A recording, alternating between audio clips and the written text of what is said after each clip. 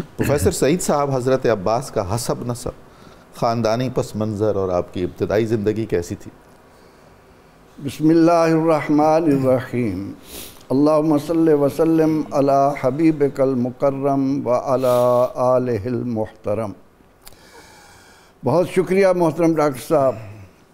آج ہم ایک ایسی عظیم ہستی کا ذکر کرنے لگے ہیں جو سنی عقائد کے لیے ایک بنیاد کی حیثیت رکھتے ہیں۔ سیدنا حضرت عباس بن عبد المطلب ابو الفضل خاتم المہاجرین، سبحان اللہ، انہوں نے امت کو بتایا کہ میں نے اپنی آنکھوں سے دیکھا کہ میرے آقا علیہ الصلاۃ والتسلیم کا کھلونا چاند ہے۔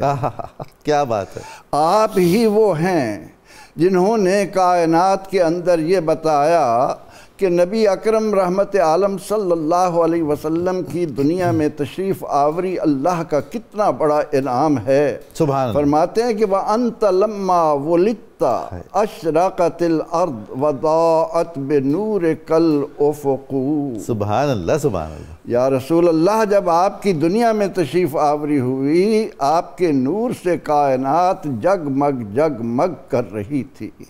آپ اس خاندان کی وجاہت عظمت کا ذکر کرنا چاہ رہے ہیں۔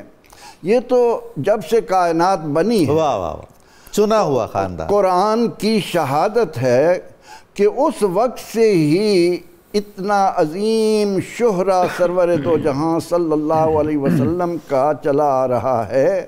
قرآن جب یہ کہتا ہے کہ الذین آتیناہم الکتاب یعرفونہ کما یعرفون ابناءہم، اللہ اکبر، جس طرح انسان اپنی اولاد کو پہچانتا ہے، جب اللہ نے کائنات میں اپنے محبوب علیہ السلام کو ایسی معرفت، ایسی پہچان عطا کی، تو اس کی بنا پر عرب میں جو آپ کے آنے کی جگہ تھی، یہاں پر علم الادیان، علم الانساب، علم التاریخ، یہ تین علوم مروج تھے۔ ہر ایک اس بات کی کوشش کر رہا تھا کہ سرور دو جہاں صلی اللہ علیہ وسلم نے دنیا میں آنا ہے۔ تو سیدنا حضرت عباس رضی اللہ عنہ کے خاندان کی، آپ کے حسب نسب کی جو شرافت ہے، اس کی گواہی تو اس وقت کے جو حضور علیہ السلام کے دشمن تھے وہ بھی دے رہے تھے۔ سبحان اللہ، سبحان اللہ۔ شاہ کسریٰ کی دربار میں جب ابو سفیان رضی اللہ عنہ سے پوچھا گیا تو ان کی زبان سے بے اختیار نکلا کہ ہوا فینا ذو نسب و حسب، سبحان اللہ، ہم میں حضور سید عالم صلی اللہ تعالیٰ علیہ وسلم حسب و نسب والے ہیں۔ آپ صلی اللہ علیہ وسلم ہوں، آپ کے والد عبد المطلب ہوں، ان کے والد ہاشم ہوں، ان کے والد عبد مناف، کیا بات ہے، کیا سلسلہ ہے! ایک ایک ایسا چمکتا ستارہ ہے کہ انہی ستاروں کے جھرمٹ میں سرداروں کا گھرانہ ہے، سرداروں کے گھرانے میں وہ آنے والے ہیں کہ جن کو قرآن پاک سراجم منیرا کا لقب دینے والا ہے۔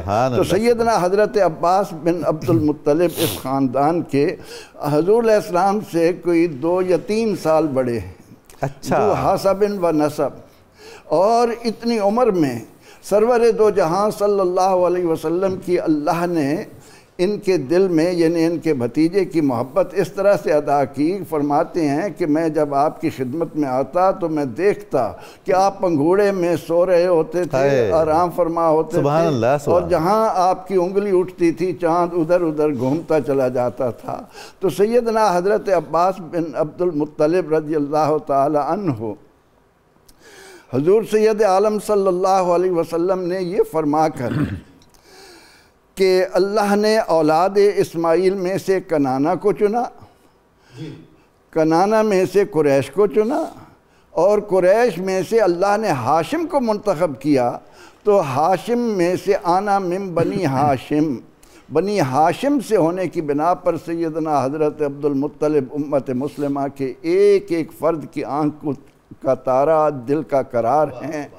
اور آپ کی والدہ سیدہ تنیلہ کیا عظمت والی تھی، اللہ اکبر، کسی طرح 5 سال کی عمر ہے، اور حضرت عباس بن عبد المطلب آپ کی والدہ کی والدین کی آنکھوں سے اوجھل ہو گئے۔ اچھا، اور جب تھوڑی دیر گزر گئی اور انہیں نظر نہ آئے، فکر ہوئی کہ کہیں حضرت عباس گم تو نہیں ہو گئے۔ ان کی جدائی کی پریشانی میں یہ انسانی تاریخ کا پہلا واقعہ ہے کہ ان کی والدہ منت مان رہی ہیں کہ اے اللہ، مجھے میرا عباس مل گیا تو میں تیرے گھر پر غلاف چڑھاؤں گی۔ اللہ اکبر۔